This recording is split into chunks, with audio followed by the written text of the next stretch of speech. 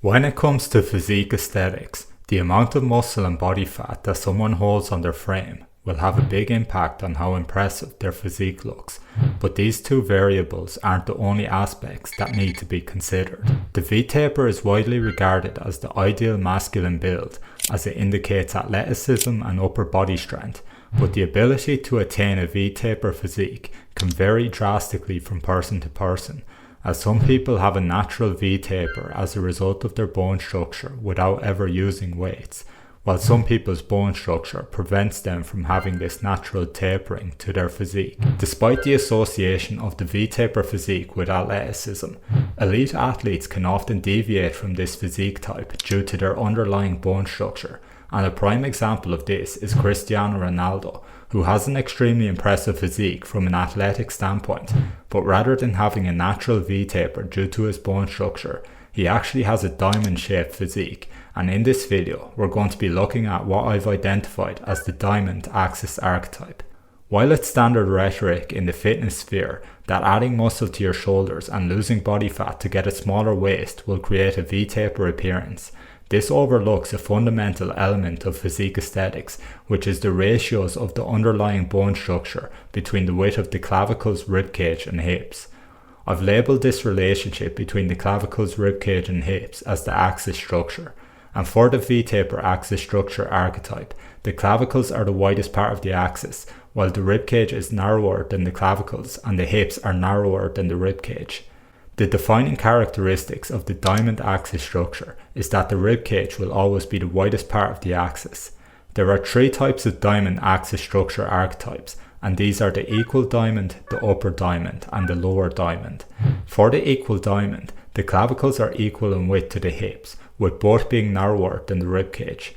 The degree to which the clavicles and hips are narrower than the ribcage will determine if the diamond shape is exaggerated or less noticeable. For the upper diamond, the clavicles are the second widest part of the axis, while the hips are the narrowest part of the axis. This is the diamond archetype that has the most potential for building an aesthetic physique, particularly if the clavicles are only marginally narrower than the ribcage and the hips are notably narrower than the clavicles, thus making the upper body look wider compared to the lower body, which creates a tapered appearance. For the lower diamond, the hips are the second widest part of the axis, while the clavicles are the narrowest part of the axis. This archetype will generally look the least aesthetic naturally out of the three diamond structures, but with a workout program that emphasizes the necessary muscles to mask the aesthetic drawbacks of the axis structure, it's possible to maximize the aesthetic potential of this archetype. The greatest benefit of the diamond axis structure across the three archetypes is the potential tapering of the torso between the ribcage and hips if the hips are notably narrower than the ribcage, while the biggest drawback is the fact that the clavicles are narrower than the ribcage, which means it has a less complete taper throughout the entire physique than the natural V-taper axis structure.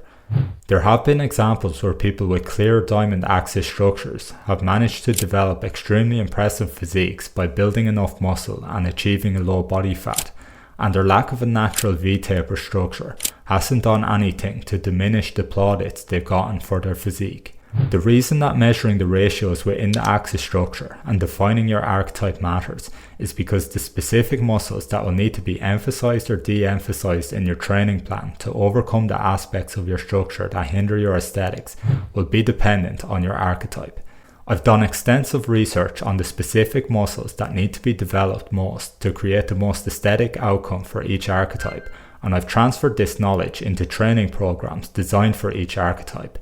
These programs give the necessary amount of focus to the muscles that require the most development to maximize the aesthetic potential of each archetype. For example, the decision to prioritize chest over delts or vice versa depends on the individual diamond archetype, while some archetypes will be able to facilitate an emphasis on traps to enhance the physique, while others will benefit more from an emphasis on arms. Along with creating the training programs I've mentioned, I've created a full course where these training programs can be found, which goes in depth into the theory of aesthetics, the training philosophy for each axis structure archetype, and the pros and cons of different body fat levels for the aesthetics of each archetype. Another section of the course details the ideal ways to dress for each axis structure archetype to highlight the best aspects of the natural structure, and details whether tighter or looser fitting clothing will look best for each structure on both an untrained physique and a physique that's achieved a good level of aesthetics after building muscle. In the case of the diamond axis archetypes,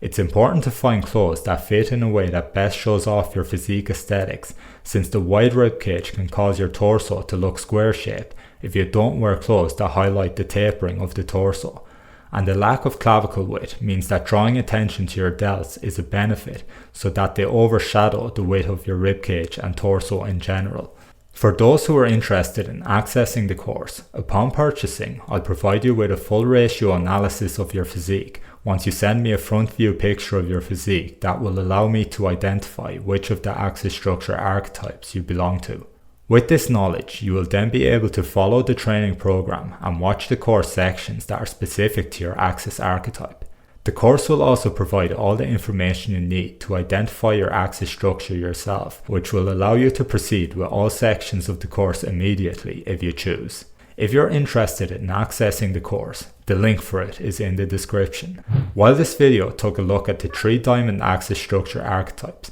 there are 13 archetypes in total that I've identified which everyone will fall into, so if you want more information to find out which one you belong to, please check out my other videos where I explain what defines the other axis structures. I'd like to thank you all for watching, and I'll see you in the next video.